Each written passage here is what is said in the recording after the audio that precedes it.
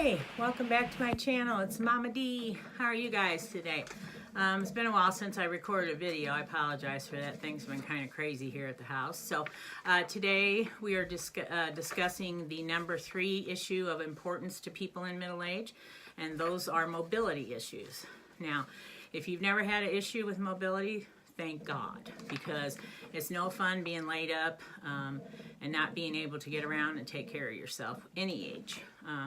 I had my left knee replaced in 2011. So being able to, you're just so used to being able to do it for yourself, and when you have to be dependent on somebody else, that can be a very big depression getter and make you feel really kind of, helpless. So it's the third most important issue in our age group, and as we said in previous videos, middle age is between 45, quote unquote, and 65, somewhere in that range. And being able to be independent is huge. And again, it's huge for anybody, but definitely for our age group. It decreases your social interactions. You're unable to do simple things like go to the grocery store, go shopping. You have to depend on somebody else to get your food for you. You're unable to do anything leisure activity, at least initially. It's hard to get in and out of cars, especially if it's, something really serious. If you've got, say, my mom had a car accident and broke her lower leg and had to have an external fixator, one of those metal things through her bones on the outside. So even taking her to the doctor was a major, ordeal. And it increases a person's stress level, obviously. Number 1, you're in pain. Number 2, you can't do what you wanted to do. You even sometimes can't even, go to the bathroom on your own. And that is really kind of embarrassing and really depressive, makes you depressed when you think about it. If you have to, depend on somebody else to wipe your own butt. That is really kind of the lowest of the low.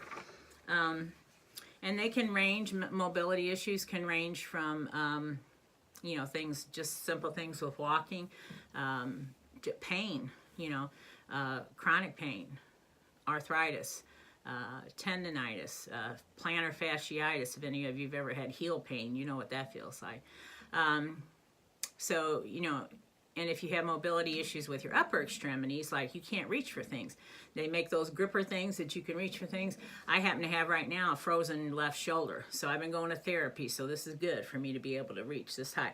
But before, a couple weeks ago, I would reach like this for something and I would get a shooting pain through my arm, just like I popped a guitar string or something. So I'm doing much better. But when even upper, I got to remember now to reach for things with my right hand, which I usually do because I'm right-handed. But there are times I would reach up with this hand because it was closer, and I pay the price for that with pain. And like I said earlier, difficulty going to the bathroom. If you have, lower extremity issues, like maybe you had hip surgery or you have hip pain or you have knee surgery, going to the bathroom on a low-seated, normal, regular toilet, it's almost impossible to get back up. So, I had you can buy those extensions to raise your toilet seat up. So I had one of those, which made it much easier for me to go to the bathroom. Challenge is getting in and out of chairs.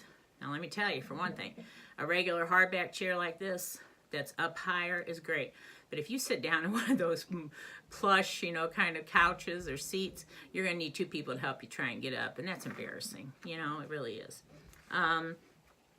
While these, are kind of maybe minor issues, you think if you've never experienced them, over time they can drastically impair the person's independence. And sometimes people have to end up, going to a rehab or a nursing home or somewhere like that, which that is a whole nother issue. People in our age group and a little older are scared to death that we're not going to be able to take care of ourselves and that we're going to have to go into a nursing home. That's huge. Now, I'm blessed. I've got 2 daughters that are both in nursing, and they swear to me that my husband and I are never going to have to go into a nursing home. So I hope y'all keep your promise to me, okay? This is on tape now, so it's part of history.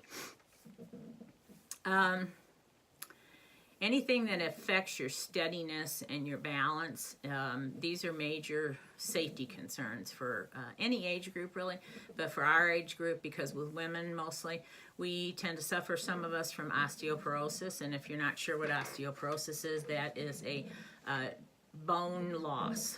The bones on the inside lose their the material on their inside, so you end up getting like my mom, her bones were like eggshells. I gave her a hug one time and I fractured a rib. So once your bones get so thin that they're just like eggshells, just, you know, turning the wrong way and definitely falling will give you a broken bone.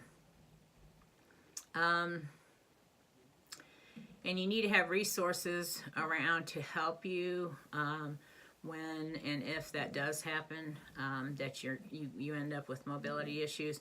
I had to use a walker for the first couple weeks after my surgery, and then went to a cane. And some people, you'll see them in the store, have to use those mobility scooters because they're not able to walk for long distances at a time. And you know, your issues with gait and balance. I happen to have vertigo, so you never know if you have vertigo when you're going to get it. So you may end up just being at the store, and all of a sudden you get a whoosh of dizziness.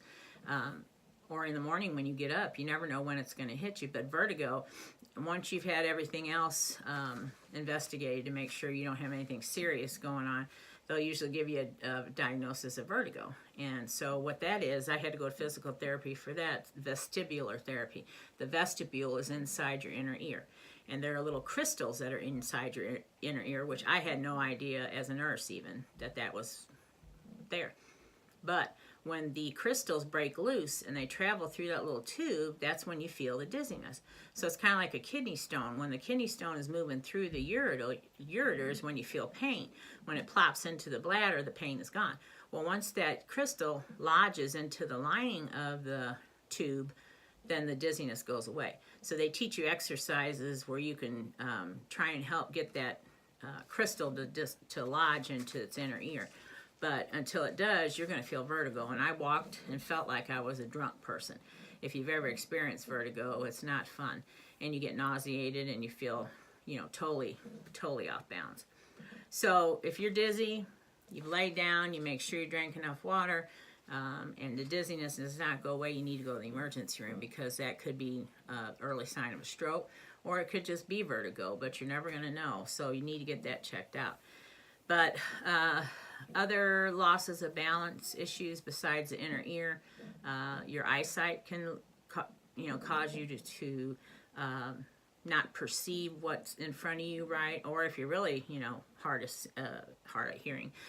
seeing, I don't think there's a word. If your vision is really impaired, you should not be alone anyway. But walking, you'll definitely trip over something if you can't see it, obviously.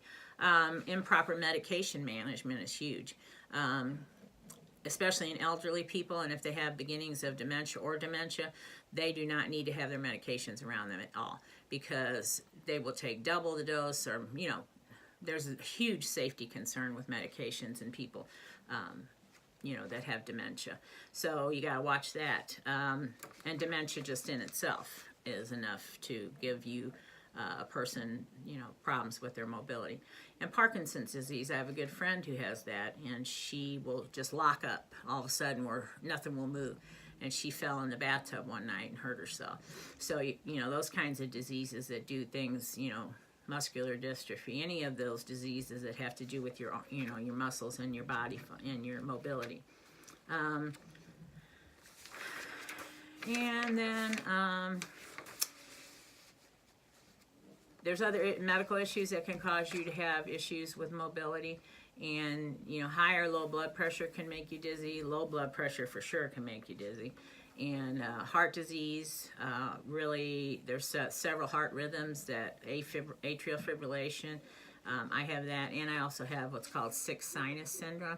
So the sinus node is the little node on the upper right atrium of your heart that shoots out the impulse that makes your heart pump, right? And so they call it sick sinus syndrome. So it doesn't do what it's supposed to do. So my heart rate would shoot up in the 160s, 180s, and then drop down to the 30s. and then I would get sweaty and dizzy and almost pass out. So I ended up having to have a pacemaker to make sure that my heart rate doesn't go below 60. So heart problems definitely can cause you to have dizziness and possibly pass out. Insomnia. If you're not sleeping good, you're going to be tired. You might, actually doze off and fall asleep and then try and stand up and fall. Chronic pain is another reason people can have issues with mobility. And then diabetes for sure. If your blood sugar drops low enough, you're going to get sweaty and, sometimes, confused and incoherent, and you can definitely pass out and fall. They make a lot of different therapy aids, but people in this group, age group, we need to make sure we stay mobile. So we need to be doing stretching exercises. We need to be, exercising as much as we can.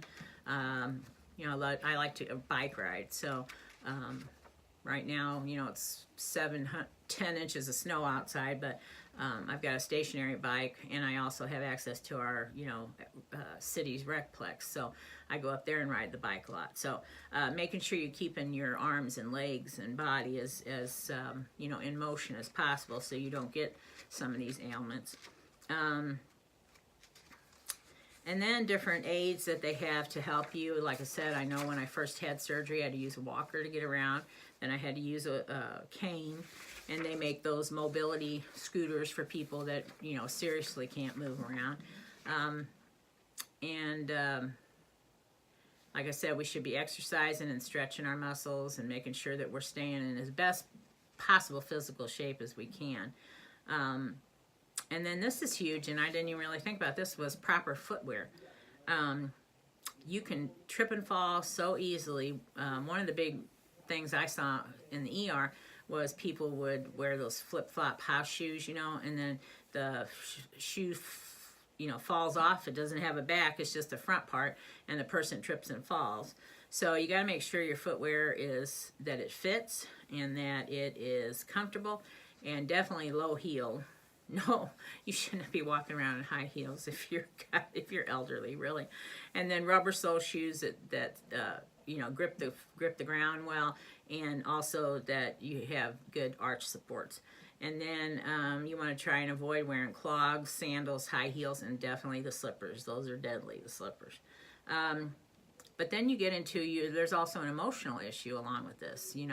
If you are disabled and you can't get around and you can't do for yourself, it's obviously going to cause depression, and you're going to need to seek help for that. Don't sit at home and be suffering with depression. Talk to somebody. If you got somebody in your church, if you got a good friend, if you got some family, talk to them and tell them how you're feeling. And if you have to, seek counseling with a professional. Don't sit home and suffer, in silence by yourself, because it is embarrassing sometimes to have mobility issues. I mean, how embarrassing would it be to have somebody wipe your butt? Seriously, that's something nobody ever wants to get to that point. So, do the best you can with your body to make sure that it stays in the best shape possible. If I could give that advice to any younger person, I would say, don't be overweight, exercise, take care of your heart. You wouldn't be suffering some of the disease processes and issues that I've suffered, and many, many more people are suffering now, because you would have taken care of your body. Now, there's things, obviously, type 1 diabetes. You get that has nothing to do with your weight or anything else. There's certain things that are hereditary that you can't help. But if you can at all take care of your body, it's God's gift to you. So please take care of it. And if you have any questions about what I said today, if you have any suggestions about other topics you'd like to hear, please drop a comment down there, like and subscribe to my channel, and share. We're going to do a lot more things other than just issues, medical issues. But I thought we should do those first and get them out of the way before we talk about some other things. We're going to talk about some fun things to do. I'm going to get out once the weather gets better and do some videos showing, some activities we can do. So I hope you like the channel, and I hope you get something out of the videos. And like I said, if you have any questions, please feel free to ask me, and any comments, leave them down the bottom. And if you've got a mom, dad, anybody you think would be interested in hearing about that are middle-aged and want more information on that, have them come and, you know, subscribe to the channel. I hope you guys have a great day. Bye.